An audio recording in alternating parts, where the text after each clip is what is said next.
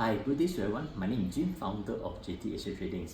We are the design manufacturer for LED display panels. In front of us, this is a production counter display where I can see the target is keep on increasing, and this is the actual units, and this is the efficiency. It seems that it's keep on dropping.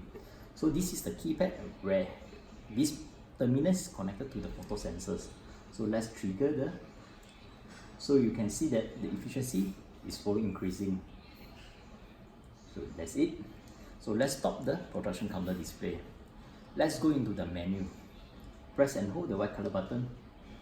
Actual one, that means every 1 second we increase 5 units. So let's set 1 units. Press and hold. Press 2. It means that every 2 seconds increase 1 units. Press and hold.